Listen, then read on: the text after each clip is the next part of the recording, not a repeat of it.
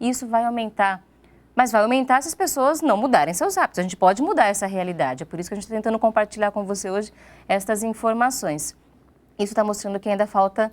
A gente ainda tem um grande degrau entre o saber e o fazer. Porque vocês, inclusive, já comentaram isso, que muitos pacientes chegam nos consultórios, eu sei o que eu preciso fazer, mas eu não consigo. Você citou um exemplo como esse, Marleide. Então, vamos pegar esse ponto. Como é que a gente tem que agir? O que a gente precisa para que isso seja mais fácil? Transformar o conhecimento em prática. Primeiro, a conscientização, né? E a maioria, felizmente, hoje já vem para o consultório com essa conscientização. No consultório, eu gosto muito de estabelecer metas curtas. Porque, como a Ariane falou no primeiro bloco, é um processo. Então, o paciente não vai perder em um mês 30 quilos, 20 quilos, ou que ele adquiriu ao longo da vida. Então, eu costumo traçar algumas estratégias, alguns exercícios simples, que a gente consiga fatiar essa expectativa dele. Para ele não ficar frustrado, para ele não ficar parece frustrado. Um negócio muito distante. E daí, conforme ele vai atingindo essas metas, ele também vai se motivando cada vez mais, né? Então, isso é um passo. O outro é ter um bom vínculo com o profissional que o assiste, né? A Ariane falou, ela está com a mesma médica há 4 anos. Então, ficar pulando de galho em galho, procurando aí o profissional, que é o profissional da moda, ou pegando a dica do colega, não é legal. Então, se vincular de uma maneira adequada com o profissional que assiste. Você sinta confiança, se sinta à vontade para abrir realmente a situação. É muito favorecedor para que o processo todo dê certo, né? Do ponto de vista da medicina, a gente imagina que seja um desafio, porque assim como as pesquisas estão mostrando cada vez mais o impacto da obesidade, os médicos vão correndo atrás de como lidar com aquilo, de como tratar. Inclusive, o senhor participou recentemente de um congresso mundial tratando de obesidade. O que se tem em mente de que sejam alternativas para combater a obesidade? Olha, vou acabar frustrando todo mundo e imaginar ao dizer que existe um milagre. Isso não existe, né? Mas cada vez mais os pesquisadores tem demonstrado que a receita da vovó é a melhor. É isso que a ciência tem mostrado. O que é a receita da vovó? Se você não comer alimento muito processado, como o caso dos fast foods, as frituras, os hambúrgueres, os embutidos, etc., e optar por verduras, saladas, mesmo um arrozinho, que você não vai colocar muito óleo para fazer, né? O nutricionista comentou ali o tipo de óleo que vem sendo utilizado, que faz mal, que mantém o corpo inflamado. E manter o corpo inflamado, o que ele quis dizer é que você vai ter mais entupimento da artéria, mais risco de infarto, de derrame, porque a aterosclerose, que é o entupimento das artérias por dentro, né, pelas plaquinhas de gordura, nada mais são do que um processo inflamatório. E essa inflamação, esse é um dado recente desse último congresso, mas um trabalho feito em ratos, tá? Mostra que dependendo do tipo de gordura que a gente come, gorduras animais e gorduras vegetais quentes, essas que vão para as frituras, elas fazem com que no nosso cérebro, mais especificamente no hipotálamo, onde a gente tem a chavinha da fome e da saciedade, essas gorduras tendem nesses ratinhos a fazer com que o centro da saciedade perca sua função.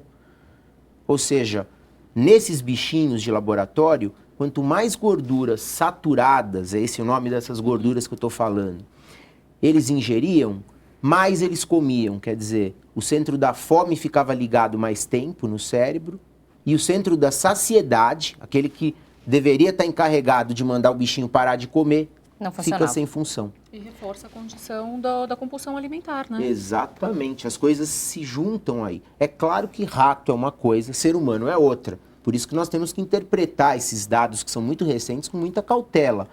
Mas é o que temos para hoje. A gente não tem ainda como trabalhar com o ser humano, tirar o hipotálamo, o cérebro dele, para fazer esse tipo de pesquisa. Mas tudo indica que para o ser humano pode ser a mesma coisa. Aí vai uma dica interessante, que mudou a minha maneira de trabalhar. Há uns anos atrás, eu dizia para os pacientes, olha, se você comer menos do que você gasta, você vai acabar perdendo energia, perdendo calorias. Se as calorias estão depositadas na gordura, você vai emagrecer, você vai diminuir gordura. Hoje, eu não simplesmente falo dessa questão matemática. Eu comento com eles que ele tem que tomar cuidado com o que vai comer. Porque esse tipo de gordura, fazendo um paralelo com esse trabalho dos ratinhos, a gordura saturada, se ele consumir em excesso, ele vai começar a comer desenfreadamente. E isso vai atrapalhar no processo de emagrecimento, que é o assunto hoje aqui, é o que nós estamos tentando vencer. E a gente vê que é a realidade. Ninguém tem compulsão alimentar ou vai descontar suas emoções em salada, em alface, ou não só falando assim, mas comidas muito saudáveis. Geralmente são comidas muito gordurosas, cheias de açúcar, o que mostra que realmente essa pesquisa já tem um fundo de verdade, a gente percebe isso na nossa vida. Por isso, a importância de se conhecer. Então, acho que para encerrar o programa hoje, nesses minutos finais, Marleide, a importância da gente identificar os comportamentos de risco. Eu sei que quando eu estou na TPM eu como mais, eu sei que quando eu estou ansiosa eu como mais, eu estou percebendo que meu corpo está mudando. Esse conhecer a sua vida, o seu corpo, os seus hábitos é um passo importante para conseguir vencer a obesidade e a compulsão. Super importante, né? E não só para a obesidade e compulsão, mas acho que para tudo, né? Na vida. E eu costumo brincar com os meus pacientes, né? Da mesma maneira em que vamos ao cardiologista, ao clínico geral, as mulheres ao ginecologista para os nossos exames de rotina, nós também precisamos de ajuda especializada, né? De profissionais que cuidem da nossa saúde emocional. Porque trabalhar com a prevenção é sempre mais fácil do que remediar uma situação que ocorre, né? Então, um paciente que desenvolve um nível de autoconhecimento mais elevado, ele vai conseguir identificar mecanismos de como lidar melhor com frustração, com estresse, ele vai conseguir desenvolver um locus de controle interno para conseguir olhar para aquele alimento e rejeitar. Ele consegue se posicionar frente às relações sociais dele de uma maneira diferente. Uma característica de pacientes obesos são pacientes extremamente... são os bonzinhos que não sabem dizer não para as pessoas, que se colocam numa posição de passividade sempre. Então, a gente também, num trabalho terapêutico, tenta resgatar isso para o paciente... colocar limites, né, para que ele se preserve um pouco mais e saber que as pessoas vão continuar gostando dele como... né, de uma outra forma. Né? Ele não precisa ser a pessoa que está o tempo todo disponível para que ele se sinta amado. E aí a gente vê... Pois não. Tem um aspecto muito interessante e que vale a pena ser destacado aqui no programa, é que o paciente obeso ele é injustamente discriminado. Sim. Aquela cultura lá de trás de que a pessoa está obesa, está gorda porque come muito, porque é relaxado, porque não quer fazer ginástica, ela tem que cair por terra. A Marleide mesmo já comentou aqui uma coisa que é verdade, não só aqui no Brasil, nos Estados Unidos, mas no mundo todo. A obesidade é considerada doença, inclusive pela Organização Mundial de Saúde. A pessoa obesa, ela tem uma doença, ela tem uma dificuldade em conseguir comer menos, em gastar mais energia. E manter é o assim peso. que tem que ser encarado. Essa pessoa precisa de um tratamento e esse tratamento, como nós ressaltamos aqui, ele tem que ser feito de maneira individualizada e, de preferência, por uma equipe multidisciplinar capacitada, né? Vide o exemplo da Ariane aqui do primeiro bloco. Bom, e a gente espera que a partir deste programa hoje você tenha mais um ânimo para você continuar nessa luta. Se você faz parte desses índices, não se considere apenas um número. Você é uma pessoa que tem sonhos, que tem desafios, mas que tem grandes oportunidades de ter essa vida melhor que você tanto sonha. E nós contamos hoje com profissionais como estes que estão também sempre dispostos a colaborar com as pessoas que enfrentam os desafios, que trazendo orientações, sabem que estão construindo também saúde para todo mundo. Muito obrigada, Marleide. Muito obrigada, doutor Cristiano. Obrigado. Voltem sempre ao nosso programa. Colaboraram hoje com a gente a Marleide Rocha, que é psicóloga clínica, especialista no tratamento da obesidade, coach de emagrecimento e psicóloga, consultora do projeto Lancheira Saudável. Também o Dr. Cristiano Barcelos, que é endocrinologista e metabologista, professor da Faculdade de Ciências Médicas e de Saúde da PUC São Paulo, endocrinologista do Hospital Sírio-Libanês, especialista em endocrinologia, conferido pela Sociedade Brasileira de Endocrinologia e Metabologia. Agradecemos a eles, agradecemos a você que continua na nossa audiência. E realmente esse é o nosso desafio, de encararmos as nossas dificuldades, mas acima de tudo, talvez a grande lição de hoje, que é de usar aquilo que nós já sabemos, que nós já possuímos de conhecimento, de experiência, de inspiração nos outros e transformar em ação. E a gente lembra daquela mensagem que nós estudamos no Evangelho de Jesus há pouco, sobre as duas estradas. Muitas vezes a estrada é apertada, é difícil, nos traz grandes desafios, mas é por ela que nós devemos percorrer. E essa é a estrada para a condução, para retomar a nossa saúde. E é por isso que a gente continua trazendo para você essa inspiração nas lições do Educador Celeste para a nossa vida, para a nossa saúde.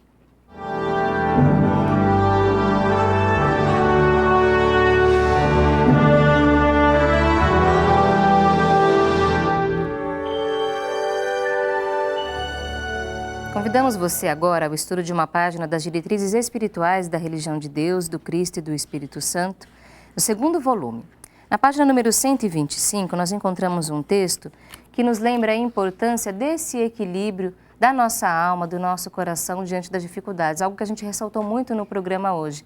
Essa força necessária para dizer não no momento certo, para ousar, para fazer diferente quando necessário. Você muitas vezes pode nos assistir e não se considerar uma pessoa religiosa, mas nós podemos então associar a este mesmo raciocínio a meditação, o silêncio. É sobre isso que fala o jornalista Paiva Neto agora, nesta página que nós destacamos. Subtítulo: Entrar no silêncio, mesmo dentro da maior balbúrdia. E ele escreve o seguinte: o mundo está por demais agitado. Não mais existem tantos refúgios como o Monte Olival. O desafio a vencer, apesar da balbúrdia moderna, é o de olharmos para dentro de nós mesmos, templo vivo do Deus vivo que somos, e nos rejubilarmos com as imensas fortunas que o conhecimento espiritual coloca à disposição de todos os que, conforme promessa do Cristo, se decidem a conhecer e viver a paz que o mundo não pode dar. Este é um texto que continua aqui neste livro, é uma página que realmente vale muito a pena o nosso estudo. Mas é isso que nós devemos promover, encontrar este silêncio, promover este autoconhecimento, a meditação, mesmo dentro daquele tumulto que pode estar na sua casa nesse momento, no seu ambiente de trabalho, dentro do ônibus. Em todas as situações da vida devemos promover este exercício. Será que eu estou fazendo o meu melhor? Como é que Jesus gostaria que eu reagisse nesse momento, já que Ele conhece as minhas capacidades, sabe do que eu posso fazer? Então nós devemos trazer sempre esse questionamento na nossa vida e com certeza vamos nos surpreender com a capacidade de trabalho e de realização que podemos apresentar diante dos desafios. Exercite o silêncio, exercite a oração. É o que nós vamos fazer no próximo bloco, aqui na programação da Boa Vontade TV. Continue na audiência e se quiser mandar para a gente a sua participação, o seu nome, dos seus amigos e familiares, ligue 0310 07 940. A gente volta já já.